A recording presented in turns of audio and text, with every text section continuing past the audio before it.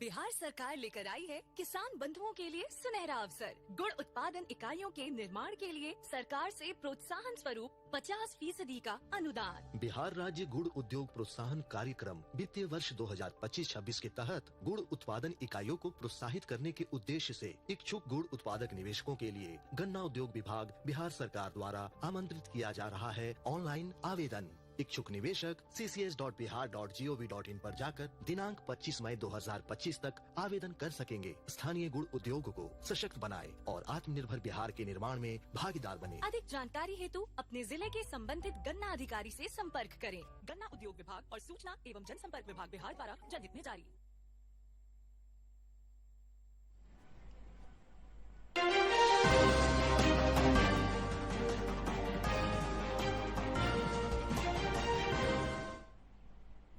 नमस्कार, समाचारों में आपका स्वागत है। आपके साथ मैं हूं रोशनी झा। आइए सबसे पहले एक नजर डालते हैं मुख्य समाचारों पर।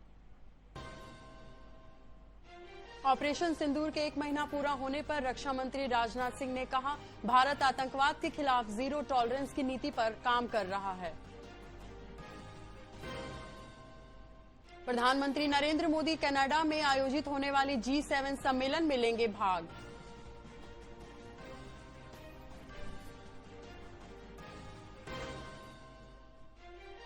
आयुष्मान भारत प्रधानमंत्री जन आरोग्य योजना के तहत गयाजी जिले में अधिकतम लोगों को मिल रहा है लाभ।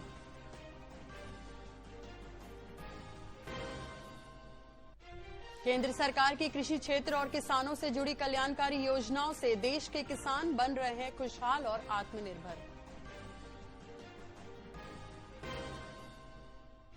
राजधानी पटना समेत पूरे प्रदेश में ईद उल अजहा का त्योहार हर्षोल्लास के साथ मनाया जा रहा है।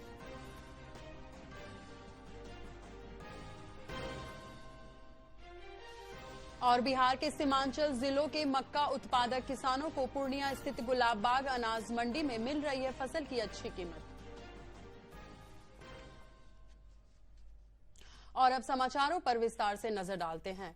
ऑपरेशन सिंदूर का आज 1 महीना हो गया है। आज ही के दिन पाकिस्तान के आतंकी हमले का जवाब भारतीय सेना के जवानों ने दिया था। 22 अप्रैल को पहलगाम में आतंकवादियों ने हमला किया था, जिसका जवाब 6 मई को भारतीय सेना के जवानों ने दिया। प्रधानमंत्री नरेंद्र मोदी ने कहा था कि अब पाकिस्तान से आतंकवाद और पीओके पर ही बात होगी। वहीं रक्षा मंत्री राजनाथ सिंह ने ऑपरेशन सिंदूर के 1 महीना पूरा होने पर कहा कि भारत आतंकवाद के खिलाफ जीरो टॉलरेंस पर काम कर रहा है। उन्होंने बताया कि आतंकवाद दुनिया के लिए सबसे बड़ी चुनौती है। रक्षा मंत्री ने कहा कि ऑपरेशन सिंदूर अभी खत्म नहीं हुआ है। इसके बाद पाकिस्तान ऐसा बौखलाया कि उसे हमारे बेकसूर नागरिकों को निशाना बनाने की कोशिश की, लेकिन हमारे जाबाज जवानों ने Yes, farmers are in distress in many parts. Yes, there have been a large number of suicides.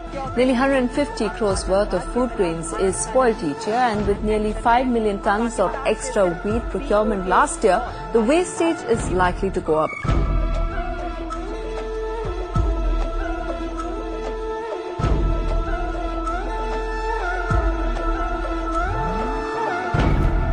Yes, farmers are in distress in many parts. Yes, there have been a large number of suicides.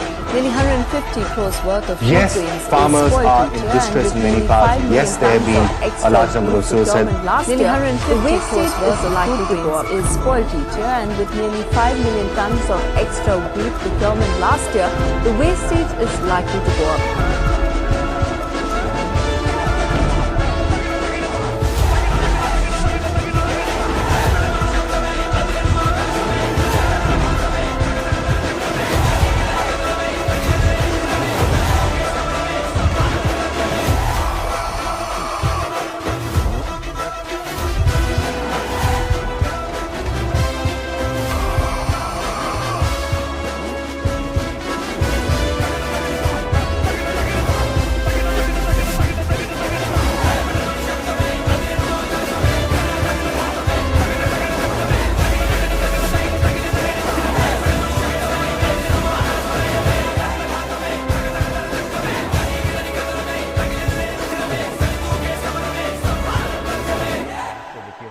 को भी ये समझना होगा कि पाकिस्तान को दिए जाने वाले बेल आउट पैकेज और ऋण किस प्रकार सीमा पार आतंकवाद के पोषण में खर्च होते हैं। इसके साथ ही उन्होंने कहा कि पाकिस्तान के परमाणु कार्यक्रम को अंतर्राष्ट्रीय परमाणु ऊर्जा एजेंसी की निगरानी में लाया जाए। प्रधानमंत्री नरेंद्र मोदी कनाडा में आयोजित हो रहे G7 सम्मेलन में भाग लेंगे। प्रधानमंत्री ने सोशल मीडिया पर की अपने पोस्ट में कहा है कि समिट में कनाडा के प्रधानमंत्री के साथ ही वैश्विक नेताओं से मुलाकात के लिए मैं उत्सुक हूं। एक रिपोर्ट। सम्मेलन में आमंत्रित किया। इस दौरान प्रधानमंत्री मोदी ने कनाडा के पीएम कार्नी को हाल के चुनाव में जीत पर बधाई दी और कनाडास्किस में G7 शिखर सम्मेलन में आमंत्रित करने के लिए धन्यवाद भी दिया। प्रधानमंत्री मोदी ने कहा कि भारत और कनाडा आपसी सम्मान और साझा हितों के आधार पर नए उत्साह के साथ मिलकर काम करेंगे, क्योंकि दोनों देशों के लोगों के बीच गहरे संबंध हैं। प्रधानमंत्री ने सोशल मीडिया पर बताया कि वे शिखर सम्मेलन में कनाडा के प्रधानमंत्री से मिलने के लिए उत्सुक हैं। G7 के जो सदस्य देशों की अगर हम सबसे पहले बात करें तो उसमें आप देख सकते हैं America, Japan, Italy, Germany, France, Canada, UK यानी 7 विकसित देशों की जो अर्थव्यवस्था वाले देश हैं वो G7 के सदस्य देश हैं। और खासतौर से इस साल G7 के 50 साल पूरे हो रहे हैं और उसी वजह से लगातार हम देख पा रहे हैं कि ना सिर्फ ये 7 देश बल्कि जो और भी देशों की जब हम बात कर रहे हैं, क्योंकि 2025 में 7 साल अगर देखे जाए तो 50 साल पूरा कर रहा है G7। 15 से 17 जून तक कनाडा के अल्बर्टा प्रांत में G7 सम्मेलन का आयोजन होने जा रहा है और कनाडा ने अब तक 6 बार G7 शिखर सम्मेलन की मेजबानी की है।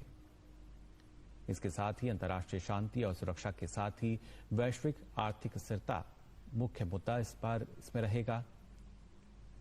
जलवायु, डिजिटल परिवर्तन और तकनीकी नवाचार पर भी G7 में चर्चा होगी। भारत, ऑस्ट्रेलिया, यूक्रेन, दक्षिण अफ्रीका और ब्राजील को भी G7 के लिए आमंत्रित किया गया है।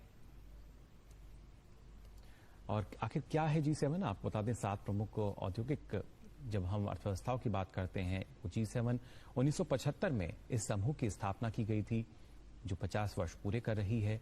G7 समूह का प्रतिवर्ष एक सम्मेलन होता है जो कि इस बार कनाडा में आयोजित हो रहा है। आर्थिक नीतियों, अंतर्राष्ट्रीय सुरक्षा और अन्य महत्वपूर्ण मुद्दों पर इस सम्मेलन में चर्चा की जाती है। G7 का उद्देश्य वैश्विक आर्थिक स्थिरता और सहयोग को बढ़ावा देना है। इसके साथ ही जब वैश्विक जीडीपी की हम बात करते हैं तो वैश्विक जीडीपी में G7 देशों की हिस्सेदारी करीब 28.43% है। और आपको बता दें कि यूरोपीय संघ भी G7 की जो बैठक है इसमें हिस्सा लेता है।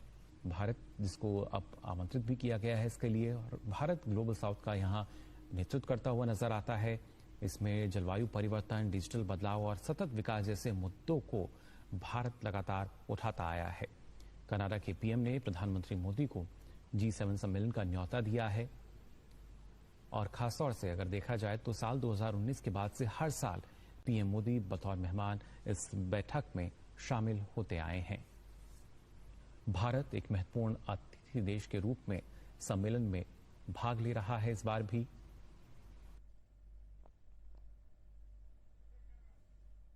आयुष्मान भारत प्रधानमंत्री जन आरोग्य योजना से आमजन के जीवन में क्रांतिकारी बदलाव आया है। गयाजी जिले में इस योजना के तहत अधिकतम लोगों को लाभ दिया गया है। गयाजी जिले के सीएमओ डॉक्टर राजाराम प्रसाद ने डीडी न्यूज के साथ विशेष बातचीत में बताया कि अब तक जिले में कुल 13,62,000 से अधिक लोगों के आयुष्मान कार्ड बनाए गए हैं। लोगों को मेन कार्ड बटा हुआ है। 2024-25 में उन कार्डधारियों में से 18,734 लोगों को इलाज हुआ। उस पर सरकार का खर्च लगभग 15 करोड़ रुपया खर्च हुआ। इसके अनुसार 2024-25 में 6,375 लोगों का इलाज हुआ। एक साल में हम लोगों ने 3 गुना इजाफा किया है इलाज में। सरकार की योजना है गरीब जनता का इलाज में जो भी खर्च उनके तरफ से होता है उस पर पूर्ण रूप से खर्च न हो। और 2018 से लेकर के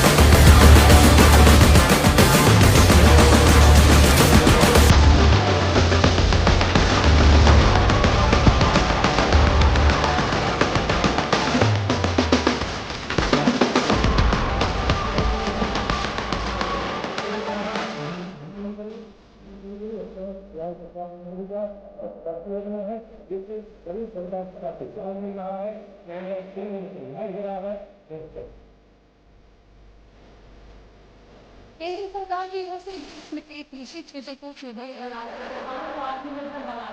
योजनाएं चलाई जा रही है। पिछले 11 वर्षों में कृषि क्षेत्र का बजट 6 गुना से भी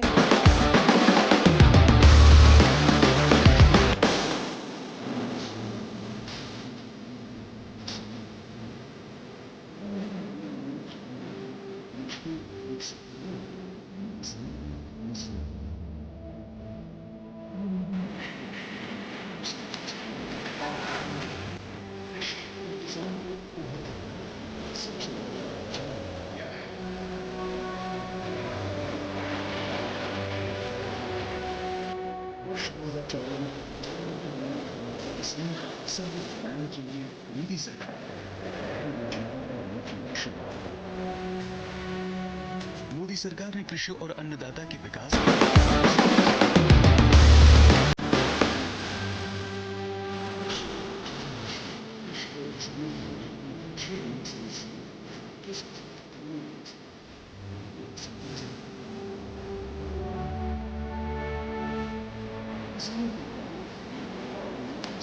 में रिकॉर्ड बढ़ोतरी कर किसानों के प्रति अपनी प्रतिबद्धता को साबित कर दिया। किसानों की आय को बढ़ाना और उनकी उत्पादन लागत को कम करना, यही सबसे बड़ा मंत्र था प्रधानमंत्री नरेंद्र मोदी का, जिसने आज किसानों का सम्मान बढ़ाया, उन्हें आत्मनिर्भर बनाया और सबसे बड़ी बात, उनकी आमदनी को बढ़ा दिया है। जैसे किसान क्रेडिट कार्ड है और किसान सम्मान निधि योजना है, फसल बीमा योजना है, इससे किसानों को बहुत बड़ा लाभ होता है। 14 दिन के अंदर अगर फसलें नष्ट हो जाती हैं तो सरकार उनकी क्षतिपूर्ति करती है और थोड़ा बहुत खाते से कट जाता है, लेकिन बहुत बड़ा लाभ है। जब से मोदी जी प्रधानमंत्री बने हैं तब से किसानों के आर्थिक स्थिति में सुधार हुआ है। जैसे किसान सम्मान निधि है, किसान बीमा योजना है और फसलों के मूल्य में वृद्धि बराबर हर साल हो रही है। किसानों की अथक मेहनत, कृषि वैज्ञानिकों की कुशलता और प्रधानमंत्री नरेंद्र मोदी के नेतृत्व में केंद्र सरकार की किसान हितैषी नीतियों योजनाओं के चलते कृषि मंत्रालय ने हाल ही में इस वर्ष के खाद्यान्न उत्पादन के अनुमानित आंकड़े जारी किए हैं, जिसमें खाद्यान्न उत्पादन रिकॉर्ड 3,539.59 लाख टन है। धान, गेहूं, मक्का, मूंगफली, सोयाबीन में उत्पादन ने सभी रिकॉर्ड तोड़ दिए हैं, जिससे देश में आज खाद्यान्न के भंडार भरे हैं। किसानों को सस्ता कर्ज मिले, उसके लिए मोदी सरकार ने किसान क्रेडिट कार्ड योजना में बड़े बदलाव किए। कर्ज राशि की सीमा को बढ़ाया। पहले किसान क्रेडिट कार्ड की सीमा 3 लाख रुपए थी, जिसे अब 5 लाख रुपए कर दिया गया है।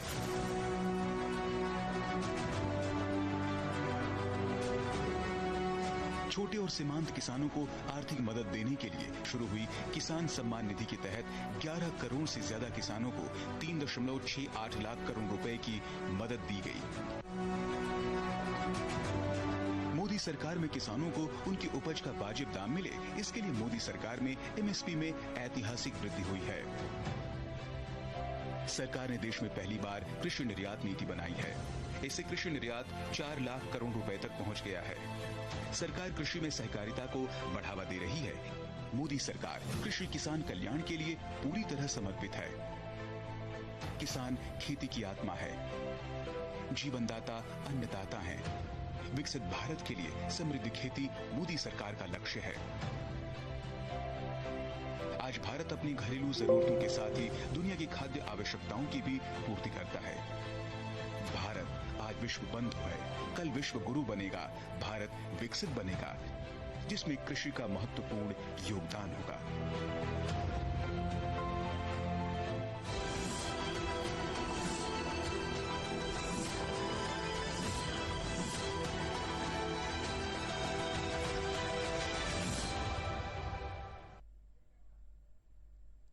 शिक्षा मंत्री सुनील कुमार ने कहा है कि प्रदेश में जन कल्याण के क्षेत्र में सरकार के साथ ही कई स्वयंसेवी और निजी संस्थान भी उत्कृष्ट कार्य कर रहे हैं। सारण जिले के मस्तीचक गांव स्थित एक नेत्र अस्पताल की ओर से आयोजित एक कार्यक्रम में शिक्षा मंत्री ने कहा कि बिहार सरकार ग्रामीण क्षेत्रों में काम करने वाले संस्थाओं को आर्थिक सहयोग उपलब्ध कराती है। कार्यक्रम को general insurance corporation of India के निदेशक नारायण रामास्वामी ने भी संबोधित किया।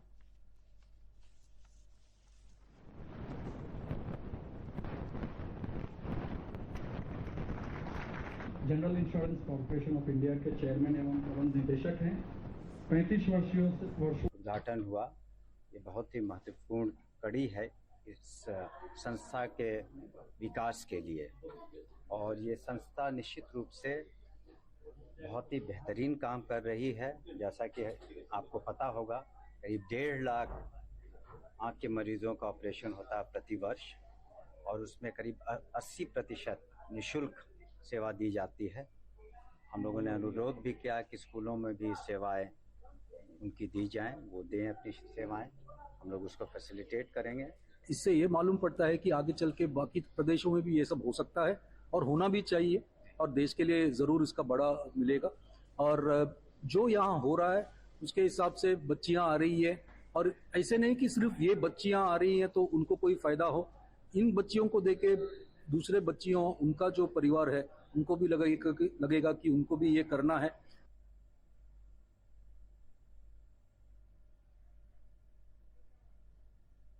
समाचारों का सिलसिला जारी रहेगा, लेकिन एक छोटे से अंतराल के बाद।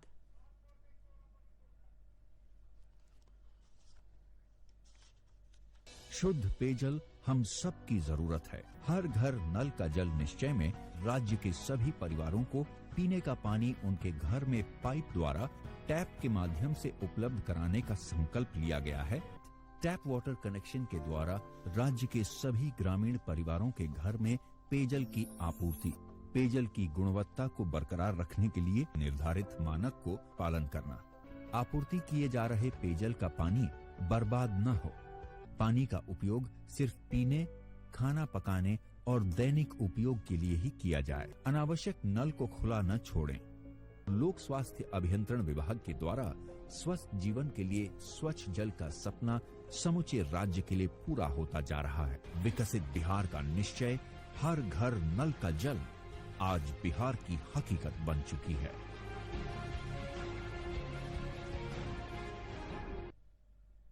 समाचारों में एक बार फिर से आपका स्वागत है। राजधानी पटना समेत पूरे प्रदेश में ईद उल अजहा का त्योहार मनाया जा रहा है। पटना के गांधी मैदान में मुस्लिम भाइयों ने ईद उल अजहा की नमाज अदा की, साथ ही एक दूसरे से गले लगकर मुबारकबाद दी। राज्यपाल आरिफ मोहम्मद खान और मुख्यमंत्री नीतीश कुमार ने प्रदेशवासियों को बकरी ईद की मुबारकबाद दी है। राज्यपाल ने कहा कि यह पर्व अनुपम त्याग और बलिदान का प्रतीक है। वहीं मुख्यमंत्री ने कहा कि खुदा के हुक्म पर बड़ी से बड़ी कुर्बानी के लिए तैयार रहना इस त्योहार का आदर्श है। वहीं पटना सिटी के गुलजार बाग स्थित ईदगाह में बड़ी संख्या में लोगों ने नमाज अदा की। इस मौके पर मौलाना शमीम अहमद ने लोगों से शांति और सद्भाव से रहने की अपील की।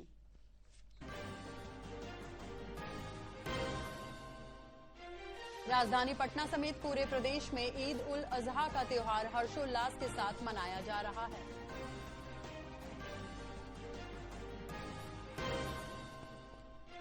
और बिहार के सीमांचल जिलों के मक्का उत्पादक किसानों को पूर्णिया स्थित गुलाबबाग अनाज मंडी में मिल रही है फसल की अच्छी कीमत।